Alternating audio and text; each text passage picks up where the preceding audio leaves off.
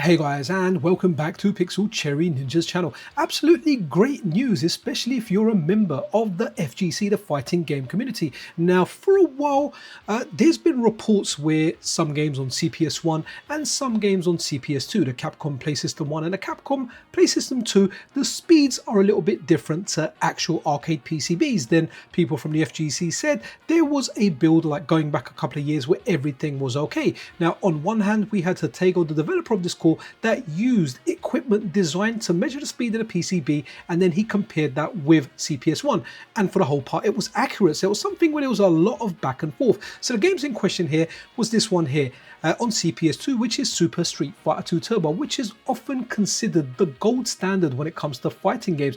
As well as that, probably the gold standard on the CPS1 hardware, where you had Street Fighter 2 The World Warrior, then you had Champion Edition, and then you had Hyper Fighting, also known as Street Fighter 2 Turbo. So these ones here, there were reports where the speed was not accurate. So like I said, there was a lot of back and forth. Now guys, the MiSTer FPGA is excellent. It's been used in competitions like Evo before. I'm not sure if it was a main tournament or a side tournament, but I've seen it being used for Super Turbo. I'm pretty sure Alpha 2.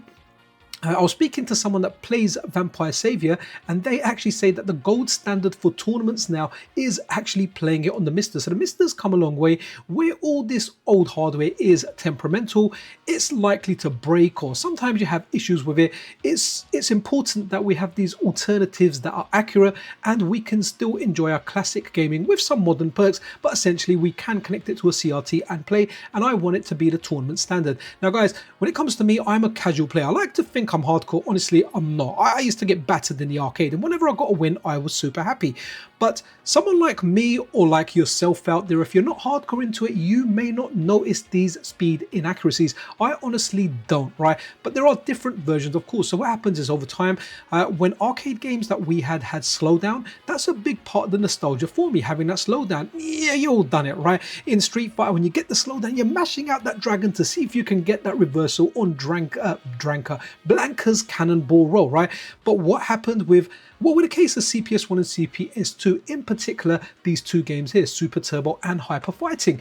Like I said, the back and forth, the FGC saying, and respectable members of the FGC that I know and I trust saying, look, the speed's inaccurate. Then Hatego saying, you know, we've measured it. Well, it looks like the root cause has now been found. This post from Hatego earlier says, a while back, the turbo feature on the CPS1 and CPS2 cores became permanently enabled on some games.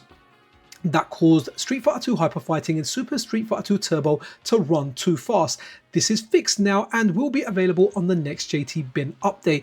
Thanks to all who reported it. I remember even having discussions and saying, look guys, if you can find the version that you believe is the most accurate, then let us know. Maybe we can get like an FGC branch done where we can have these games. But I think I take on this team, we're like, look, we want to get to the root of the cause. We don't want to go back to like old MRA files to make this. And it looks like they found it. This isn't currently available yet.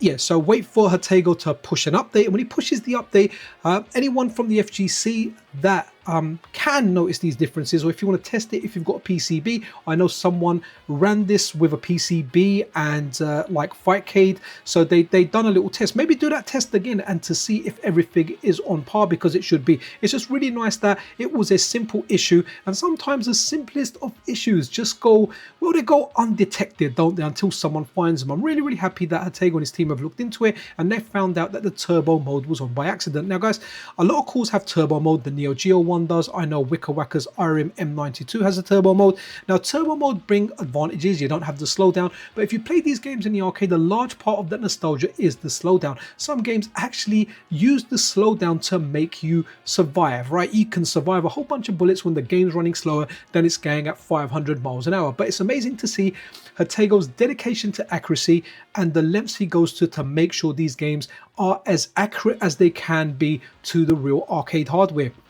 If you're unaware, Hatego is the developer that has brought us CPS1 and CPS2 and CPS 1.5. You know, the hardware with like games like Punisher and Cadillac and Dinosaurs. But what I'm really looking forward to, and just like most of you guys, is CPS3. That's something that he wants to, or he's currently working on as a future core. Really looking forward to that. I mean, he's done CPS1, he's done CPS2, and he's done a great job of it as well. And his support is amazing, right? He always supports them, and this is just the latest example of it. You know, keeping the FGC happy, and hopefully everything is dandy as candy. So really looking forward to CPS3, definitely my most wanted core. Anyway guys, with that I bid you farewell. Be freaking awesome to one another. This is Pixel Cherry Ninja out.